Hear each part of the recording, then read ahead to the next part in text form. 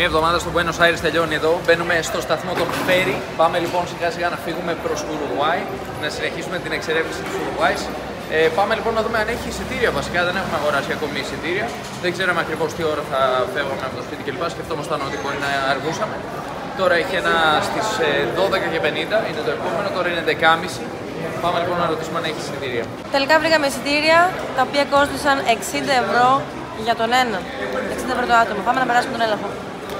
Περάσαμε από το σκάνερ και τώρα πάμε να δείξουμε τα διαβατήριά μας.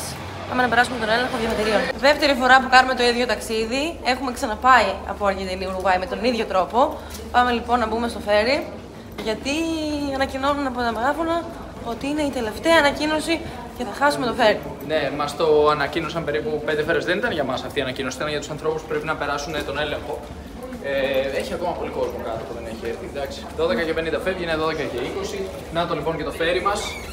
Εδώ είμαστε περίπου στο Puerto Madero, δηλαδή βλέπουμε το Puerto Madero ακριβώς απέναντι. Έχει ένα πλωτό καζίνο, βλέπω εδώ. Το Puerto Madero. Ναι, εκεί είναι το Puerto Madero. Το πλωτό καζίνο. Μπήκαμε.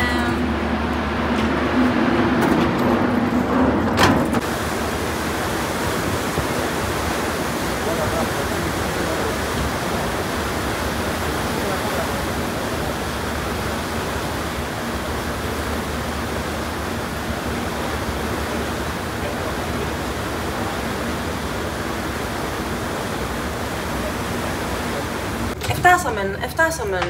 Είμαστε στο Ουρουγουάη. Περνάμε στην χώρα, στην στεριά.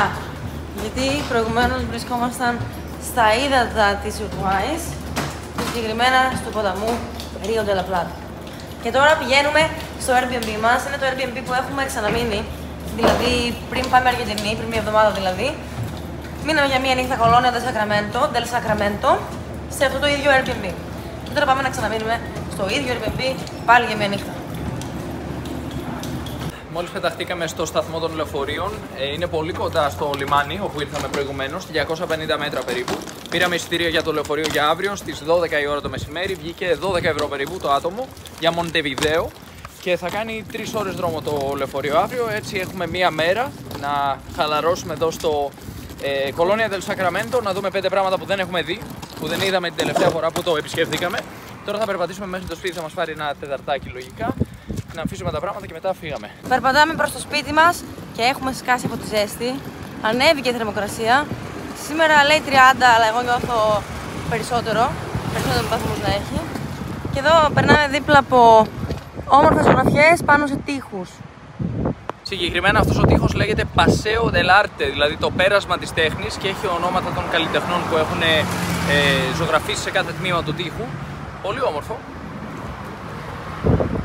Και ακριβώς δίπλα έχουμε ένα πάρκο σκέιτ.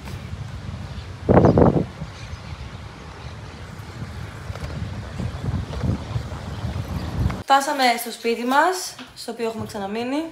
Είναι αυτό εδώ, το έχουμε δείξει σε προηγούμενο βίντεο. Μας άρεσε πολύ.